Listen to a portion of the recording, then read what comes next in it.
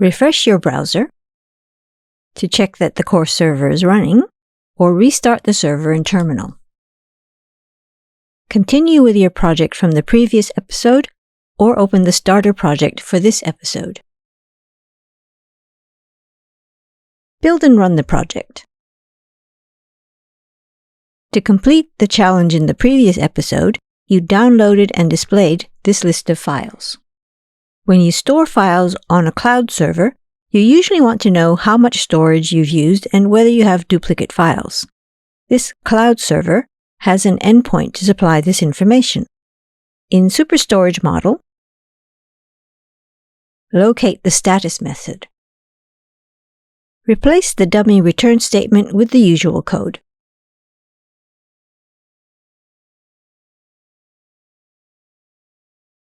You fetch the data.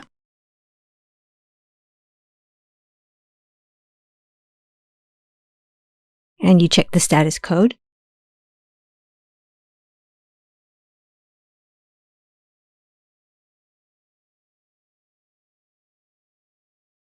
The returned data is just a string encoded with Unicode UTF-8. Now go to List View and call this method inside the do closure after the call to available files. This course is about concurrency, and your brain might now be telling you something's not quite right about what you just did. Hold that thought until you've checked this code works. Build and run. Below the list of files is a server usage message with random values for percentage and number of duplicate files. Okay, now back to that do closure. This first try await means the call to status doesn't start until the call to available files completes. Both calls are asynchronous, and they call different server endpoints. They could run in the opposite order, or they could run at the same time. How do you make this happen? Replace those two lines with these.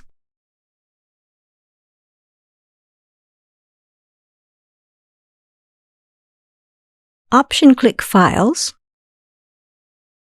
to see it's now a local constant, but more, it's an async let constant.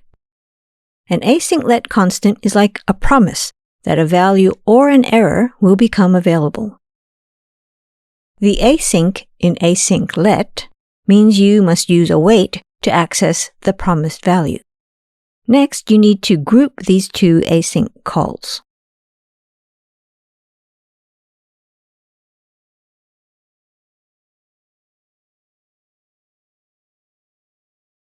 You use tuples to group the two async let constants and the two results.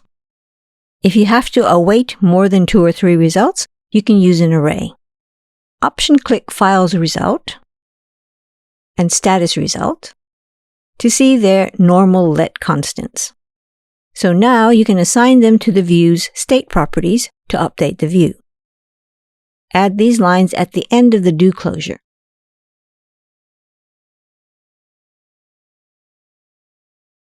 So you set the state properties of list view.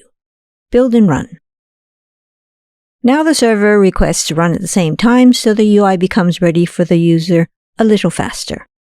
It's pretty amazing that the same async, await, and let syntax lets you run non-blocking asynchronous code serially and also concurrently.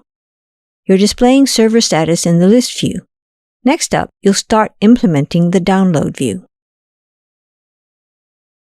Make sure the course server is running and continue with your project from the previous episode, or open the starter project for this episode. Build and run, then tap a file name. The download view downloads the file using your choice of subscription plan: Silver, Gold, or Cloud 9. In this episode, you'll implement the slowest plan, Silver. For this plan, the server can pretend to be slow. There's nothing wrong with your network connection. In Superstorage Model, locate Download File.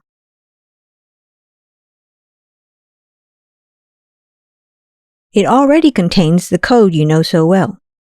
This code creates an endpoint, sends a request to the server, waits for the response, and then checks the response status code. All you need to add is some housekeeping to keep track of downloaded files. Look down in the model's extension to see two helper methods: add download and update download. Go back to download file and add this line before sending the URL request. You add the file's download info to the published downloads array. The download view uses this to show ongoing download statuses on screen. Then add this line after sending the URL request before checking status code. After data from completes, you set progress to 1.0 to indicate the download finished. In later episodes, you'll implement the Gold and Cloud 9 plans, where you'll update the progress value during the download. To finish download file, replace its return value. Now, where do you call this asynchronous method? Open Download View. Go to its body.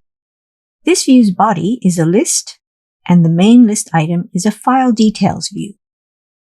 This view's initializer has 3 action parameters, one for each of the subscription plans. Right-click File Details and jump to its definition. Here's the silver button with action Download Single Action. Click back to Download View. You need to make Download Single Action called Download File.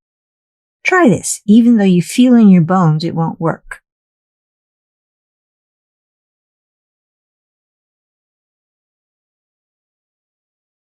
Sure enough, the parameter expects a synchronous closure. You could change file details to make it accept asynchronous closures. Click back to File Details and add the async keyword.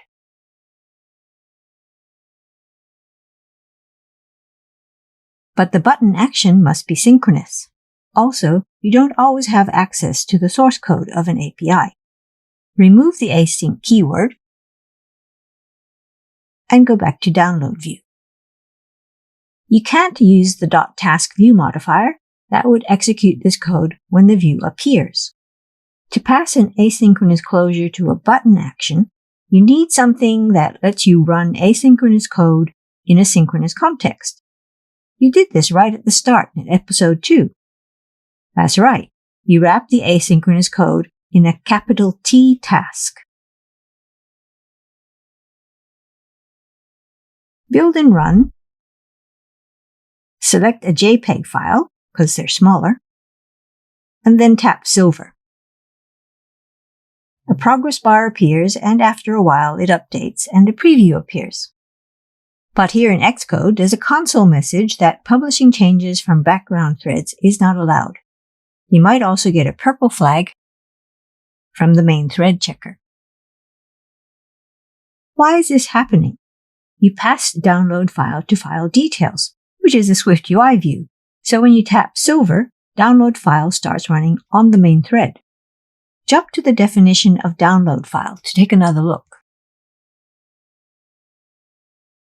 Here's the problem. This await suspends your code.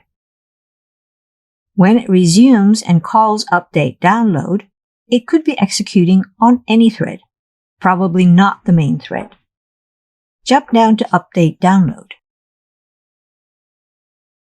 This method updates downloads. Jump up to downloads. It's a published property, so you need to make sure update download runs on the main thread. And look at add download. It also updates downloads, so it also must run on the main thread. Look again at download file. Because you call add download before the await, it's already running on the main thread. But that's really a coincidence, and you can't count on this always happening. You'll call it for the other download methods, and there's no guarantee it will always run before code suspends. So you need to do something for both add download and update download. In episode 5, when you assigned a new value to ticker symbols, you enclosed that line of code in a main_actor.run closure. This time, just tell Xcode that these two methods belong to main_actor. Annotate them with @main_actor.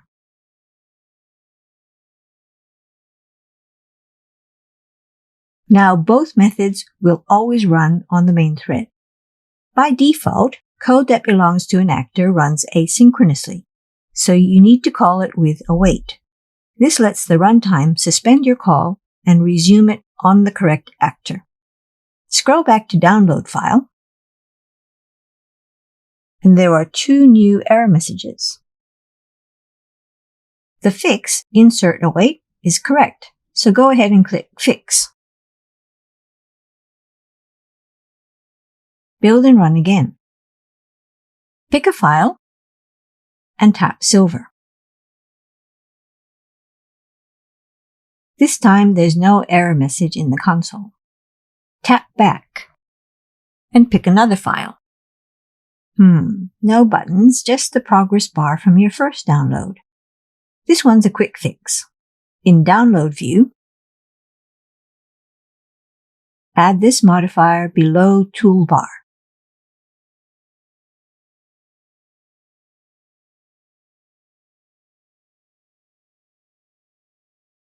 You reset the view's file data and also the model's downloads array. Build and run again to see that this works.